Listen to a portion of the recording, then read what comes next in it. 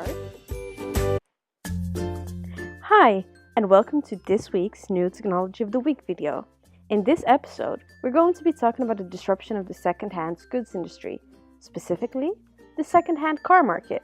Back in the day, when you wanted to sell your car, you would usually do it in either one of two ways. The first obvious option would be to print out a piece of paper and stick it to your car.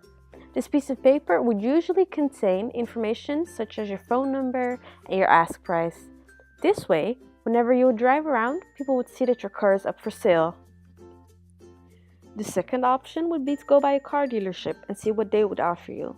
Negotiating would usually not work, so if you were unhappy with the price they gave you, you would have to go to another dealership and see what they have to offer.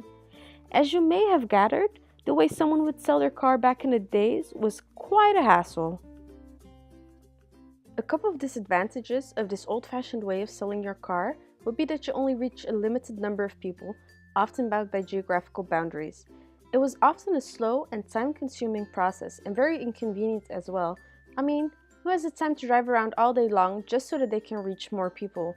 And more importantly, if you're a buyer, there was a decided lack of information transparency, which might result in you ending up with a lemon. In 1970, George Akerlof examined how the quality of goods traded in a market can degrade in the presence of information asymmetry between buyers and sellers, leaving only lemons behind. You might question why lemons are suddenly involved. Well, lemons in American slang refer to a car that is found to be defective after it has been bought.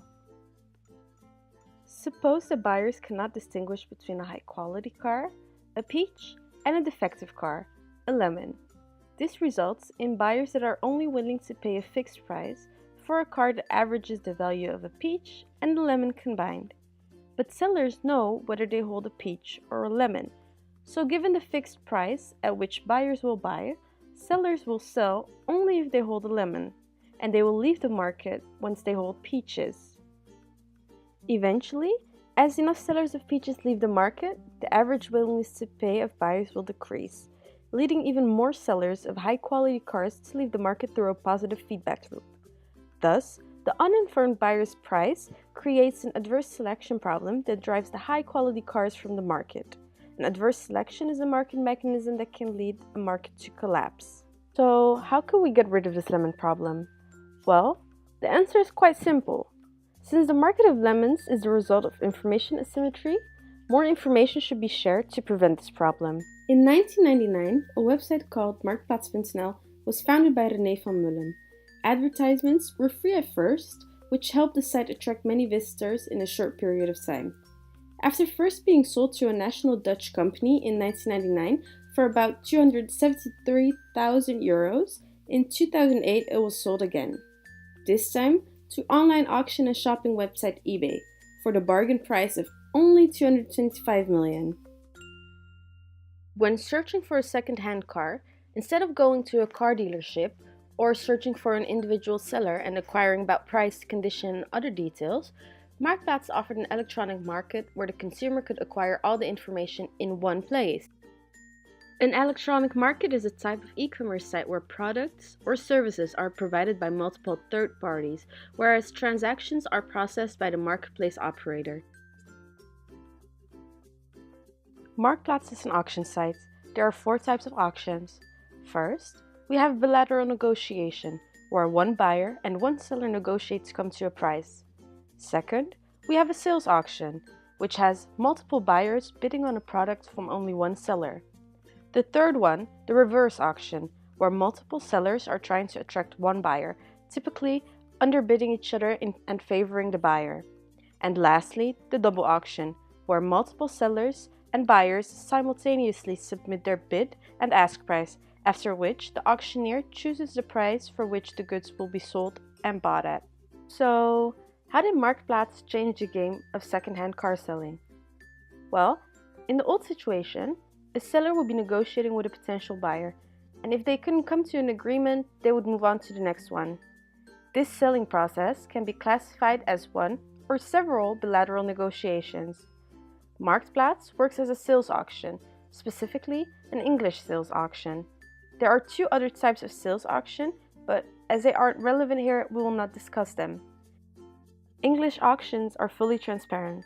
They allow buyers to see each other's bids and enable the auctioneer to observe the emotion involved, which is unfavorable for the bidders, as the more competing buyers there are, the more the price increases. Anyone can place an ad on marktplaats.nl. There are more than 7,500 new ads placed every day, and in terms of costs, a used car seller has to pay a fee depending on what type of ad package they prefer. Depending on the ad package, it can lead to your ad being watched up to 6 to 15 times more often than a regular ad. Furthermore, Marktplaats offers the NEP logo, which signals to the underinformed party, the buyers, that the mileage meter of the car hasn't been tampered with. This helps reduce information asymmetry.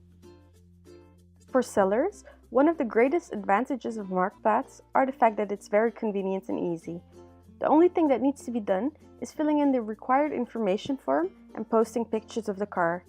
The seller can then choose between offering their car for a fixed price, or they can allow people to place a bid with the option of setting a minimal price. Furthermore, placing an online ad helps the seller reach a bigger audience, which isn't necessarily limited by the geographical boundaries. For the buyer, advantages include reduced search costs, convenient price comparisons from different sellers, and remember the lemons that we spoke about earlier? Well, due to the increased accessibility of information, the adverse selection problem is reduced, though it's still not completely eliminated. Just to recap, Marktplaats disrupted the second-hand car market by offering an electronic market that moved the model typically used in the industry from bilateral negotiations to sales auction, which increased the convenience for both the buyers and the sellers, reduced information asymmetry, and thereby also reduced the adverse selection problem. Our future prediction for Marktplaats is that it will develop even more labels and inspections like the NEP, therefore reducing information asymmetry further and consequently increasing buyers' willingness to pay. This will attract more and more peaches while getting rid of more and more lemons.